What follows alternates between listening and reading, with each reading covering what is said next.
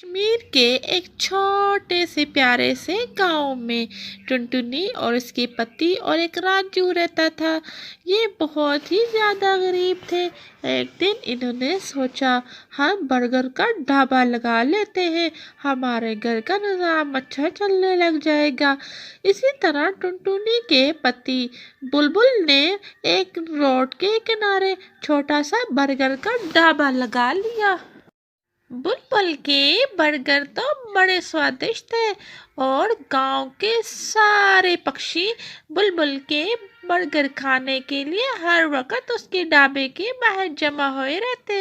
कुछ ही दिन में बुलबुल के ढाबे की मशहूरी पूरे गांव में फैल जाती है और बुलबुल का ढाबा कुछ ही दिन में बहुत अच्छा चलने लग गया था।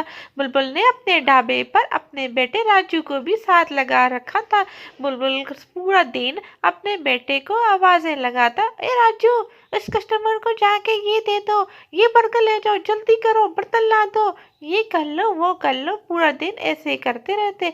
इसी तरह उनका बहुत अच्छे कारोबार चलने के बाद बुलबुल एक बड़ी दुकान बना लेता है और एक छोटे से बर्गर के ढाबे से एक बहुत बड़ा दुकान बना लेते हैं। वहाँ अच्छे क्वालिटी के बर्गर और हर चीज़ रख लेते हैं और इस दुकान पे हर वक्त रश लगा रहता। एक दिन राजू के पिता के दिल में बहुत तकलीफ होती है और वो दिल के मरीज बन जाते हैं और कुछ ही दिन बीमार रहने के बाद राजू के पिता इस दुनिया से चले जाते हैं। राजू अपने पिता के जाने पर बहुत रोता है और बहुत उदास हो जाता है। अरे मेरे पिताजी, अब मैं क्या करूँगा? मैं आपकी दुकान को भी कैसे संभालूंगा? आप मुझे ऐसे छोड़कर कैसे जा सकते हैं? इस पर राजू की माँ बोलती है, अरे मेरे बेटे, अब हम क्या कर सकते हैं? अल्लाह को ऐसे ही मंजूर था। तुम बिल्कुल हिम्मत नहीं हारो, अब ऐसा ही हमारे साथ होना था। राजू के पिता की वफात के बाद राजू अपने बाप की इस दुकान को संभाल लेता है और वहाँ पर बर्गर बनाना शुरू कर देता है। लेकिन राजू का बर्गर तो वैसा नहीं होता जैसा कि उसके बाप का स्वादिष्ट बर्गर था। सब पक्षी बोलते हैं, अरे राजू के बर्गर में वो मज़ा नहीं जो उसके पिता के बनाए हुए बर्गर में था। अब तो ये वैसा ही है, मुझे तो ज़रा अच्छा नहीं लगा। गांव के किसी भी पक्षी को राजू का बर्गर पसंद नहीं आता। इसी तरह करते करते राजू के दुकान के सारे कस्टमर खराब हो जाते हैं। उसकी दुकान से कोई भी बर्गर खरीदने नहीं आता। इसी तरह राजू के पिता की दुकान चलते चलते बंद हो जाती है। राजू बहुत परेशान होता है, अरे अब मैं क्या करूँगा? मेरी दुकान पे तो कोई भी नहीं आता। अब मैं अपने पिता की दुकान को कैसे चलाऊंगा?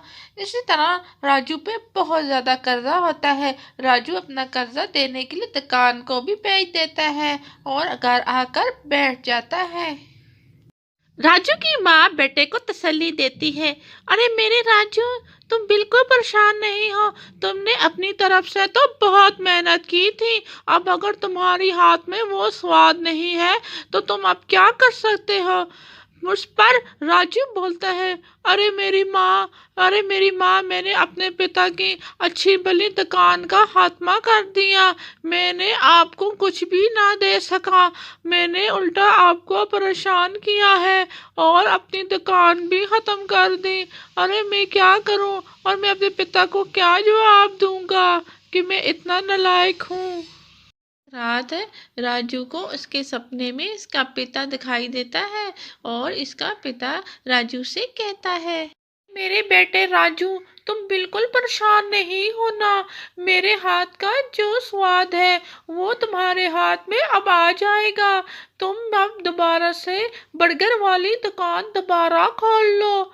इस पर राजू अपने पिता से बोलता है, अरे मेरे पिताजी, मेरे पास तो दुकान खोलने के लिए अब पैसे बिल्कुल नहीं है। अब मैं कहाँ से लेके आऊँगा? इस पर राजू के पिता बोलते हैं, अरे मेरे बेटे, तुम बिल्कुल फिक्र नहीं करो, मैंने तुम्हारे लिए एक ज़मीन के गड्ढे में सोने का मटका रखा है, उसमें बहुत सारे सिक्के हैं, तुम उन्हें बेचकर राजू अपने बाप की बताई हुई जगह पे पहुंच जाता है और वहाँ एक बहुत बड़े घड़े में सोने के सिक्के होते हैं। राजू वो सारे सिक्के देखकर बहुत खुश होता है और उन्हें जाकर बेचकर अपनी नई दुकान बना लेता है। राजू की बर्गर की दुकान बहुत बड़ी हो गई थी। राजू की बड़ी दुकान एक वजह से इसलिए भी हुई कि राजू ने हफ्ते में एक दिन गरीब बच्चों और गरीब लोगों के लिए एक दिन मुकर्रर कर लिया था, जिस दिन मुफ्त में सबको बर्गर और खाना दिया जाता था। इसी वजह से भी राजू की बहुत बड़ी दुकान बन गई और वो पूरे शहर में मशहूर हो गया था। और हमें इस कहानी से ये सीख मिलती है, हमें माता पिता की बात माननी चाहिए और अपनी नीयत को साफ रखना चाहिए और गरीब लोगों की भी मदद करनी चाहिए। तो हमारे चैनल की कहानियाँ अगर आपको अच्छी लगती हैं तो हमारे चैनल को ज़रूर सब्सक्राइब कीजिएगा और बेल आइकॉन को भी ज़रूर प्रेस कीजिए ताकि हर आने वाली वीडियो आप तक पहुंच सके।